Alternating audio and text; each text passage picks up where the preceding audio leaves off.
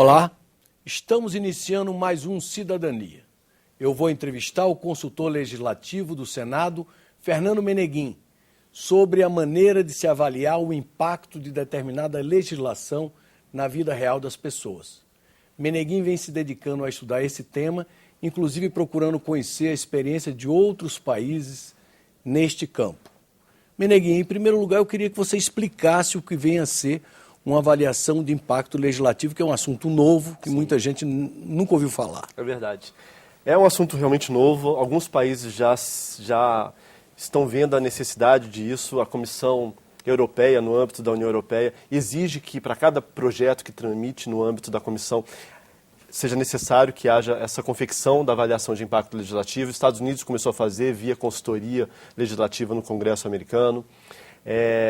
O Parlamento Britânico criou um órgão só para fazer essa avaliação de impacto e ver se as leis estão sendo eficientes, estão sendo simples, enfim.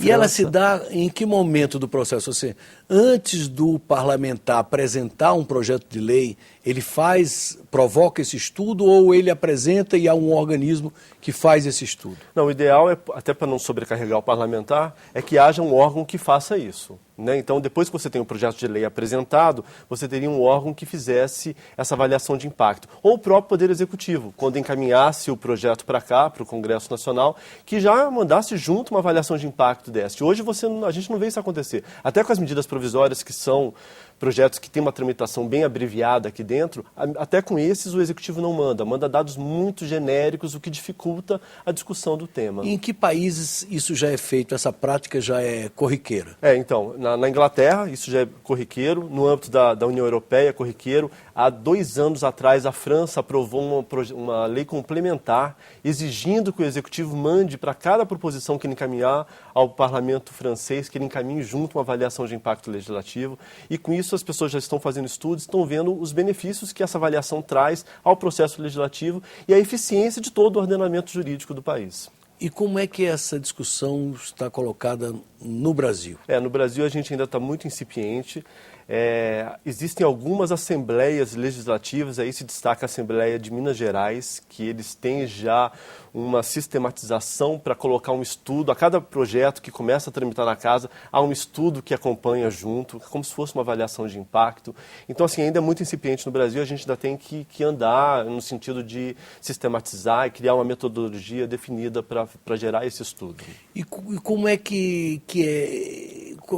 qual é o objetivo da avaliação? Sim, aí que vem, né? Porque hoje a gente vê os projetos sendo apresentados e tramitando e as discussões, às vezes, passam muito pelo senso comum, pela intuição, sem um embasamento técnico, racional, sem estudos acadêmicos que estejam por trás dando subsídio àquilo ali. Então, a avaliação de impacto é justamente isso, é você criar um estudo pormenorizado, que vai ver vários aspectos daquele projeto, né? Não só aspectos jurídicos, aspectos econômicos, aspectos sociais, qual é o problema que aquele projeto tenta atacar, quem são os agentes envolvidos naquilo, os custos daquele projeto, os custos que ele vai gerar para a sociedade são menores do que os benefícios que vai gerar para a sociedade. Então, a avaliação de impacto, ela faz uma análise daquele projeto e vê se ele vai realmente ser eficiente para a sociedade, se ele vai agregar alguma coisa à sociedade. E hoje a gente vê vários projetos sendo apresentados e que depois que aquela lei já entrou em vigor, percebe-se que não era o melhor caminho. Isso acontece por quê? Justamente porque não houve um estudo pormenorizado que antecedesse a aprovação daquela proposição. Você teria condições de discorrer sobre exemplos práticos para ficar mais mais claro? Teria. Um que muito divulgado no Brasil inteiro é sobre a lei seca. Lei seca. Recentemente foi aprovada aquela quantidade que caracteriza a embriaguez, né? Tantas gramas de álcool por litro de sangue. E isso foi realmente um tiro pela culatra, porque o objetivo qual era? Era fazer com que as pessoas parassem de dirigir após ter ingerido bebida alcoólica.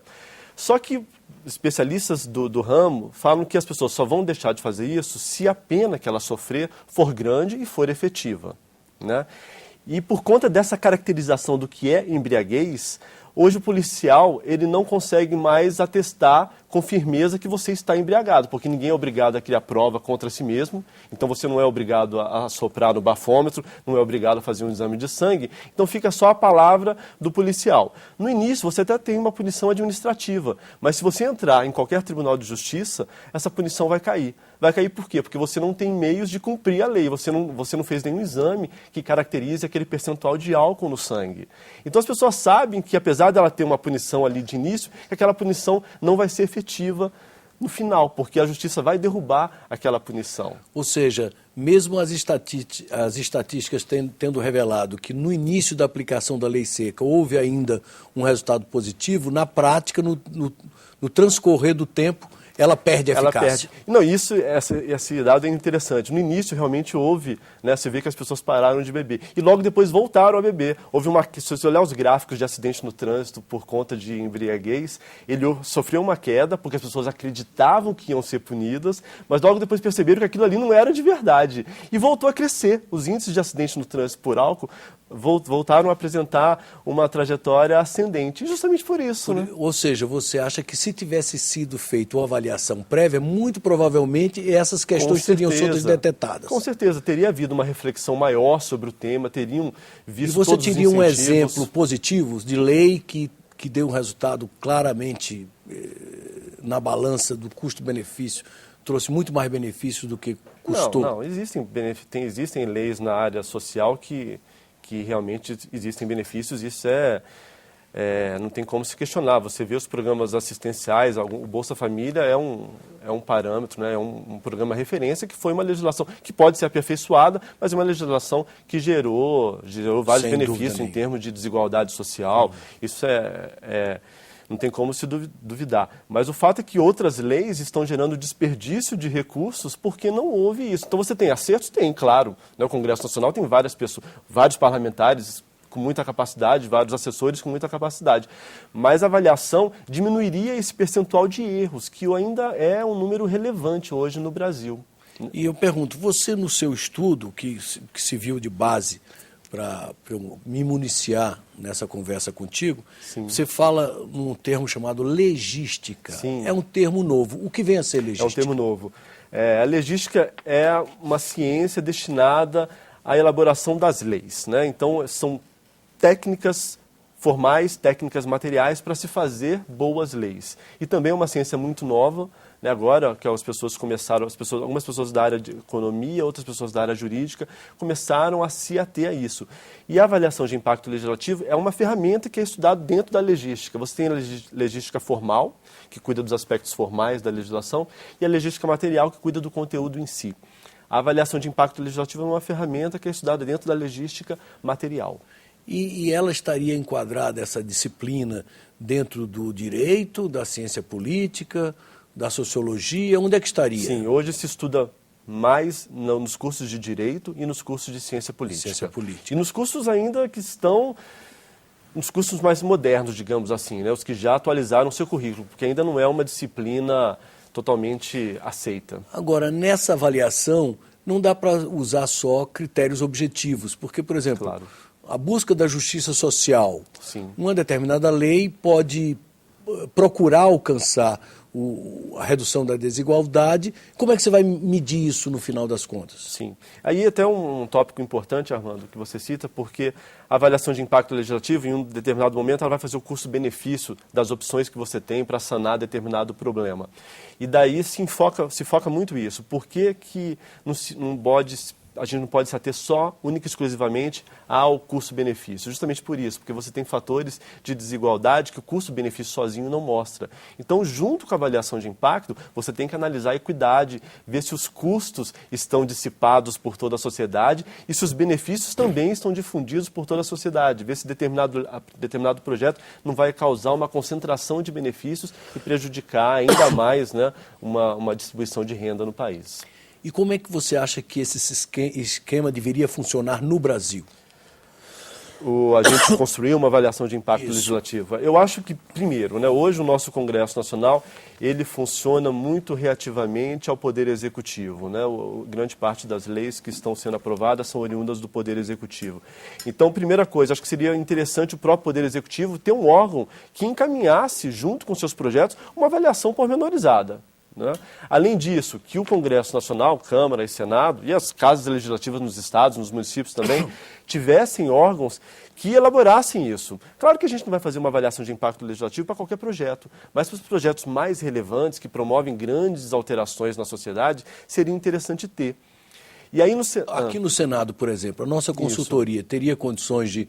Um senador quer apresentar determinada proposta. Antes de apresentar, encomendar a vocês uma avaliação? Teria, com certeza. A consultoria estaria habilitada a fazer isso. O mesmo a Câmara poderia fazer. A Câmara poderia fazer e também. as assembleias, como a de Minas, com também certeza, poderiam. E ainda nesse processo seria interessante também, isso a gente precisaria acertar dentro do Senado, mas seria interessante ver os projetos mais relevantes que estão para serem aprovados na Câmara dos Deputados, e um pouco antes deles chegarem ao Senado, já se produziria esse documento, essa avaliação de impacto. Então, na hora que o projeto entrar no Senado, ele já pode tramitar por todas as comissões com um estudo completo, abrangente, dando subsídio àquilo.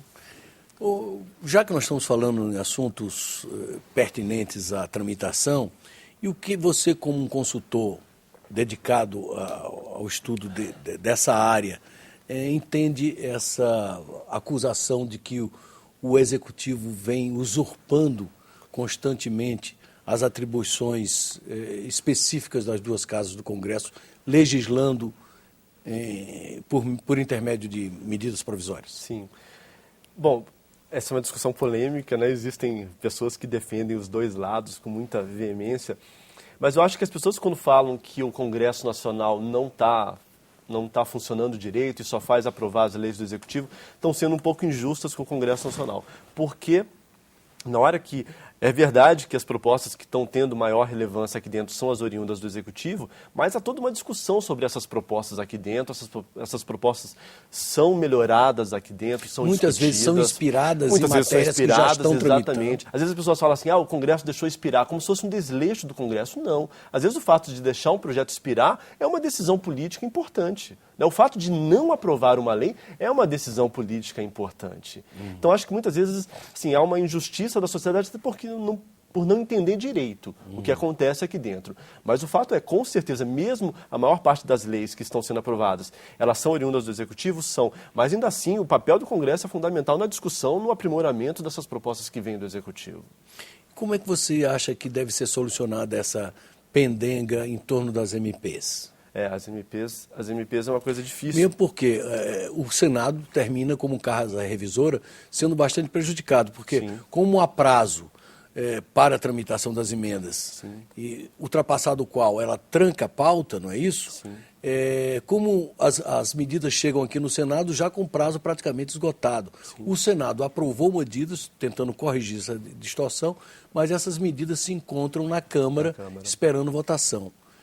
Como é que vai se vencer esse dilema? Isso é difícil até porque a Câmara não quer perder o prazo que eles têm, né? Eles querem realmente deixar que o Senado fique só com o restinho do tempo. Mas eu acho que o Senado pode se antecipar e na hora que, antes da medida provisória entrar aqui, a gente já vai acompanhando, já vai vendo o que está acontecendo na Câmara e quando chega aqui já tem todo um estudo feito sobre como vai chegar aqui de forma a conseguir ainda, mesmo com um tempo muito curto, abreviar, ter uma discussão de vulto aqui dentro. Mas é claro também que o Poder Executivo extrapola, né? O Poder Executivo usa essa possibilidade de editar medidas provisórias com um certo exagero e também cabe aí ao Congresso Nacional, Câmara e Senado a evitar isso. O Congresso Nacional tem meios para fazer isso. Além de estar legislando via medidas provisórias em assuntos que não são tão relevantes, não é, como deveria ser, ainda estão tratando numa mesma medida de diversos assuntos são diferentes. Os famosos contrabandos. Contrabando. Né? É verdade. E quanto à chamada judicialização da política,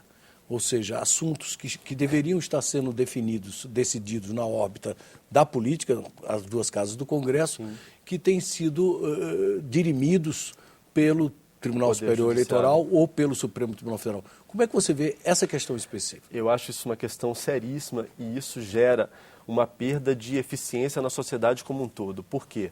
Você tem decisões sendo tomadas pelo Poder Judiciário sem o devido cuidado. Se você tem uma lei falando que determinada doença tem que ser tratada de determinada forma, e daí a pessoa entra no Poder Judiciário para garantir que haja recursos, né, que não estariam indo para lá e sejam dirigidos para lá, você está tirando recursos de áreas que o governo entendeu que seriam mais prioritárias. Então você tem juízes intervindo num processo de prioridades que foi definido pelo Poder Executivo com a sanção do Poder Legislativo. Você acha, então, que essa interferência, muitas vezes, ganha um caráter de exorbitância? Eu acho que sim, eu acho que sim. Claro que também a gente tem, o Congresso Nacional tem sua culpa, né? Porque se o Poder Judiciário está decidindo coisas, ele está aproveitando um vácuo legislativo. Exatamente. Mas é uma situação que, como um todo, não estou falando em culpados, né? Em qual poder é culpado, mas é uma situação que, de forma geral, gera desperdício de recursos. Se houvesse uma definição clara de como os recursos seriam aproveitados e as pessoas não tivessem essa possibilidade de recorrer ao Poder Judiciário, para o Poder Judiciário decidir a famosa judicialização, você teria uma eficiência econômica melhor para a sociedade. Que outro exemplo você daria? Sim, na área tributária isso é muito interessante, acontecem várias medidas de que colocam subsídios ou que aumentam tributos e que são feitas de forma errada e depois você tem um efeito completamente adverso no final. Tem uns 2 ou 3 anos, a Receita Federal, querendo combater sonegação de cerveja, de venda de cervejas no país, a venda no varejo, o que ela fez? Em vez de você recolher o tributo no varejo, num percentual do valor da venda, ela mandou instalar medidores de vazão nas indústrias de cerveja. Então, em vez de você tributar a venda, um percentual sobre a venda, você vai tributar a quantidade de litros produzidas. Isso gerou um problema de neutralidade fiscal muito grande. Por quê? Você não está mais cobrando pela venda, está cobrando pelo litro. E você tem cervejas que são mais baratas que outras. Então, relativamente, você está cobrando mais impostos de quem produz cervejas mais baratas e menos impostos dos grandes produtores. Então, no final das contas, foi uma medida tributária que, tentando gerou uma deformação. Gerou uma deformação absurda na concorrência. Né? Você prejudicou demais os pequenos produtores de cerveja e beneficiou os grandes, promovendo uma maior concentração do mercado que ninguém quer. Né? Bem, obrigado pela conversa. Agradeço. Infelizmente, nosso tempo se esgotou. Sim, muito obrigado. Chegamos ao final de mais um Cidadania.